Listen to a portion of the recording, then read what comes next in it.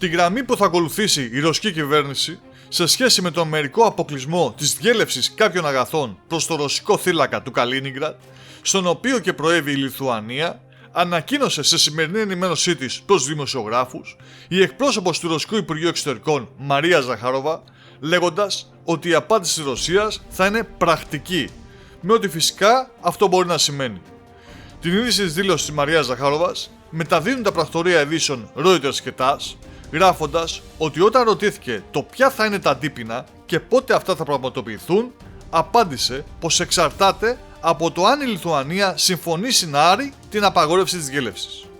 Αλλά ας δούμε καλύτερα μαζί κάποια αποσπάσματα της Ρωσίδας εκπροσώπου. Όσον αφορά τα αντίπεινα, πιθανά βήματα αντίδρασης επεξεργάζονται σε διυπηρεσιακή μορφή. Τόσο η Λιθουανία όσο και η Ευρωπαϊκή Ένωση έχουν ενημερωθεί μέσω των διπλωματικών τους αποστολών στη Μόσχα ότι τέτοιες ενέργειες είναι απαράδεκτες και ότι τα μέτρα που έχουν ληφθεί πρέπει να αναιρεθούν και η κατάσταση να επανέλθει στην νόμιμη θεμιτή τροχιά. Εάν αυτό δεν πραγματοποιηθεί, τότε φυσικά τα αντίπεινα θα είναι αναπόφευκτα. Αυτό τονίστηκε σε όλα τα επίπεδα στη Μόσχα. Σχετικά με το ερώτημα πώς θα μοιάζουν, θα αφορούν αποκλειστικά τη διπλωματική διάσταση? Η απάντηση είναι όχι.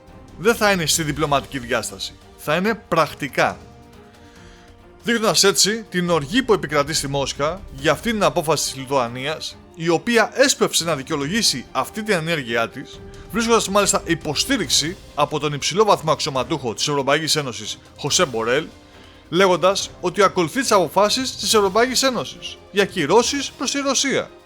Κάτι που φυσικά δεν συμμερίζονται οι Ρώσοι, αφού υπάρχει συμφωνία με τη Λιθουανία από όταν αυτή εντάχθηκε στην Ευρωπαϊκή Ένωση, πως θα υπάρχει πάντα απρόσκοπτη διέλευση στην περιοχή, καθώς ο θύλακας του Καλίνιγκραντ είναι αποκομμένος από τα ρωσικά εδάφη, αλλά και πολύ σημαντικός για τη Ρωσία, καθώς εκεί υπάρχει και το αρχηγείο του στόλου της Βαλτικής θάλασσας.